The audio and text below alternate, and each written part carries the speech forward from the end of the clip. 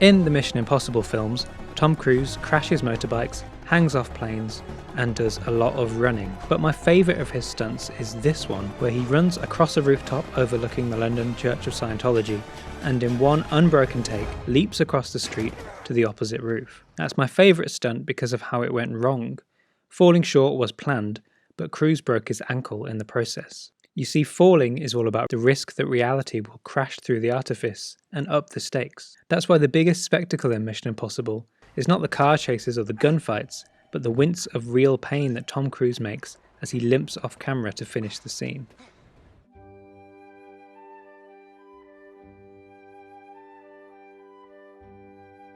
Falling over has always been a popular subject for films from the very beginning. La Voltige, one of the first films ever made, consists entirely of a man ostentatiously falling off a horse 6 different times before finally making it on. Even the first filmmakers knew to give the people what they want, and the people have simple desires, they just want to see a man fall on his ass. This was a lesson quickly learned by the emerging Hollywood studios. Stunt teams became indispensable parts of the industry, and stunts themselves helped to create the phenomenon of movie stars. Douglas Fairbanks, for example, was very much the Tom Cruise of his time, famous not only for doing his own stunts, but doing them with incredible grace and style. The unrivaled master of falling, though, was Buster Keaton. Apparently indestructible, Keaton fell backwards, he fell forwards, he fell sideways,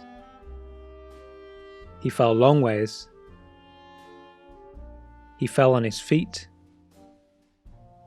and he fell on his head. When Keaton emerges from his falls unscathed, it looks impossible, a skill that he put down to a childhood in vaudeville, where he was billed as the little boy who can't be damaged. Keaton even preceded Tom Cruise's failed rooftop jump by 100 years. In this scene, Keaton is supposed to make the jump. Everything else had to be improvised later on because nothing turns failure into success like slapstick. Keaton's contemporaries competed to have the most ostentatious falls. Harold Lloyd is best known for dangling from the hands of a tower clock and falling from a rooftop soon after.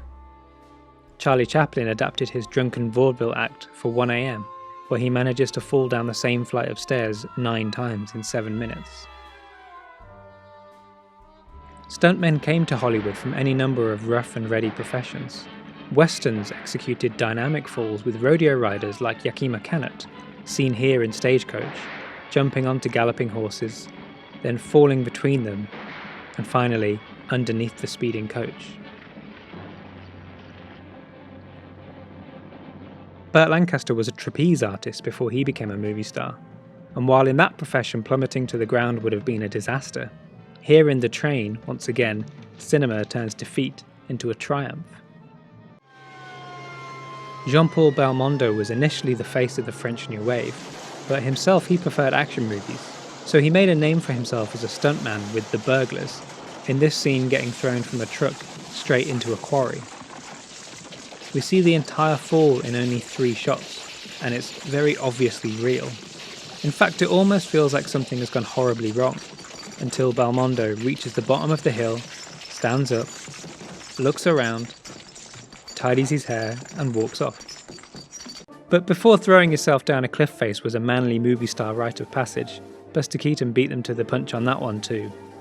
There are 5 full revolutions in this fall, but this was the 1920s and the world was different then.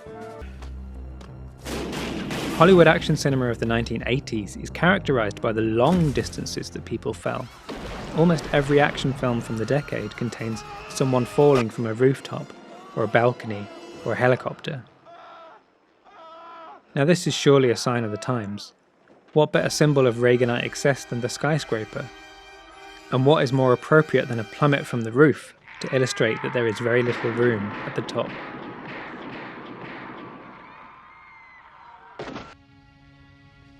In 1986, Jackie Chan embraced this trend, throwing both logic and himself to the wind. In Armour of God, he jumps from a cliffside, only for a magical cut to suddenly throw him thousands of feet into the air, and the jump becomes a skydive onto the top of a hot air balloon. He was so proud of this stunt that he shows it 3 times. Jackie Chan's ambition has pushed stunt work to new heights and then fallen from them. In Project A, he combined iconic falls from Harold Lloyd and Buster Keaton for a stunt that almost paralysed him. Jackie Chan is, I think, the closest we've seen to Buster Keaton in the modern age. And like Keaton, he trained rigorously and painfully from early childhood, with a Peking opera school taking the place of the vaudeville stage. The way Jackie lets us know that he's doing his falls for real is by putting his pain front and centre. Unlike the stoic invulnerability of, say, Bruce Lee, there's often a correlation between how impressive Jackie is as a performer and how much his characters are failing. For the climax of Drunken Master 2, he even uses slow motion for this fall into a real bed of hot coals, so we can really understand what we're looking at. By the way, this is the second take. Apparently the first time he didn't have the right rhythm. Jackie Chan's falling is the gold standard, but it's only possible because of the Hong Kong industry that created him. He needs a stunt team who can not only fall well, but fall with exquisite pain. Watch the guy he throws onto the counter. Or look at the next guy who goes down the flight of stairs in a splits position.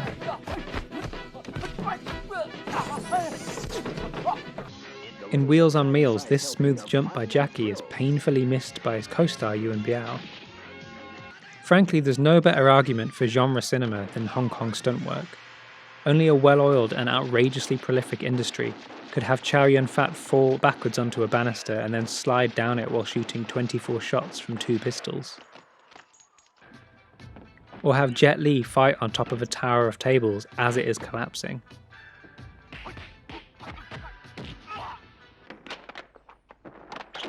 Or have Michelle Yeoh ingeniously turn a fall into an offensive position. You didn't do too bad. Well, you didn't do too bad yourself, Carrie. Rock and Roll Cop even ends with a shootout between a whole group of people as they're all rolling down the side of a steep hill. If I could choose just one image to represent Hong Kong movies, it would be this scene from Dragon Lord. A pile of people, their trousers falling down, they're scrambling on top of each other, many of them are plummeting to the ground. It's absolute chaos, and yet somehow it hangs together. It's a miracle. And with all respect to Hollywood stunt teams, I'm not sure we'll ever fall from those dizzy heights again. The current vogue in action cinema is to emulate the ultra-violent but frictionless style of video games. Technically it's incredible, but for me it's just too slick. Ironically, it lacks punch. It's a fall without a landing.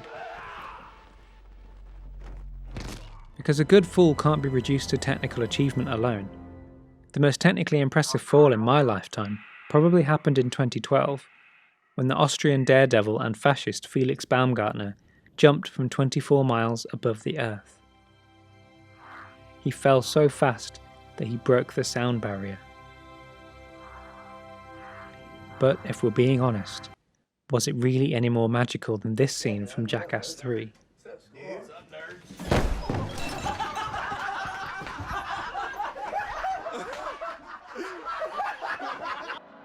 Nothing in life is certain, but at some point everybody falls over. And a good fall grinds fiction and reality together. Character and performer are briefly united in a totally physical and often painful moment of action. It tells you that, on some level, this is really happening. So while I do love to see Tom Cruise slide down the tallest building in the world, it's just as exciting to see him accidentally fall over an office chair.